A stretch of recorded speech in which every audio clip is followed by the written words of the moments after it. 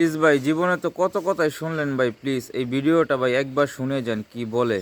সাবধান, শুক্রবার ভুলেও এই 5টি কাজ করবেন না। আল্লাহ ও তার রাসূল ওই সকল ব্যক্তিদের অভিশাপ করেছেন যারা জুমার দিনে এই 5টি কাজ করে। মুসলিমদের জন্য অত্যন্ত জরুরি একটি তথ্য দিব আজকে। শুক্রবার মানে গরিবদের হজের দিন, কিন্তু আমরা এই দিন এমন কিছু ভুল করে ফেলি যা আমাদের পরকাল জীবনকে জাহান্নামের দিকে নিয়ে যাবে এবং প্রিয় নবীর শাফায়াত থেকে বঞ্চিত করবে। অবশ্যই ভিডিওটি সম্পূর্ণ দেখবেন এবং সতর্ক হয়ে যাবেন। ভিডিওটি শেয়ার করে দিবেন যেন আপনার অন্যান্য মুসলিম ভাইয়েরা ভুলেও জুমার দিন এই কাজগুলো না করে। হয়তো আপনার একটি শেয়ারে একজন মানুষ ভুল থেকে হেদায়েতের পথে ফিরে আসতে পারবে। মুসলিমদের কাছে একটি প্রশ্ন রাখতে চাই, আমাদের প্রিয় নবী সাল্লাল্লাহু আলাইহি ওয়াসাল্লাম কি বার জন্মগ্রহণ করেছেন? অবশ্যই কমেন্ট করে জানিয়ে দিবেন। তো চলুন বেশি কথা না বলে শুরু করি আজকের ভিডিও। মসজিদ মুসলমানদের কাছে ইবাদতের স্থান হিসাবে পরিচিত।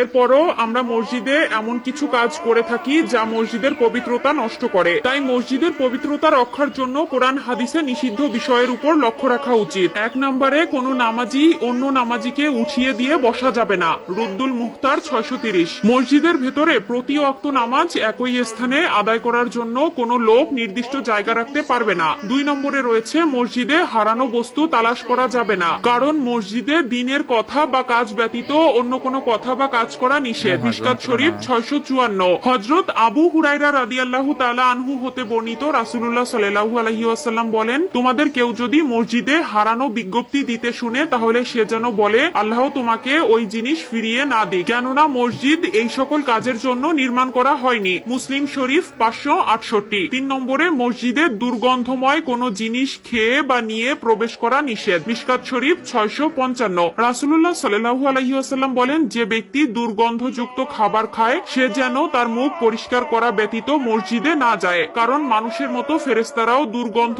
বস্তু দ্বারা কষ্ট পায়। 4 নম্বরে মসজিদে উচ্চ স্বরে ও দুনিয়াবি কথা বলা যাবে না। মিশকাত শরীফ 689। 5 নম্বরে মসজিদে অপরাধের শাস্তি ও শাসন করা যাবে না। মিশকাত শরীফ 679। এছাড়াও রয়েছে মসজিদের রাজনৈতিক মিটিং করা মসজিদের আদবের খেলাফ। রাসূলুল্লাহ সাল্লাল্লাহু আলাইহি ওয়াসাল্লাম মসজিদে বসে অশ্লীল কবিতা পাঠ করা এবং বেচাকেনা করতে নিষেধ করেছেন। সুনানে আবু দাউদ ও তিরমিজি। প্রিয় দর্শক, অবশ্যই এই বিষয়গুলো খেয়াল রাখবেন। মসজিদে আপনার দ্বারা যেন কেউ কষ্ট না পায়। মসজিদ হলো আল্লাহর ঘর। আমাদের অধিকাংশ মুসলিমরা দিনের 5 ওয়াক্ত নামাজ আদায় না করলেও শুক্রবার জুমার দিন ঠিকই নামাজ আদায় করে, আর এই দিন এই ভুলগুলো সবাই করে থাকে। আল্লাহ আমাদের সবাইকে সঠিক বুঝ দান করার তৌফিক দান করুক, আমিন।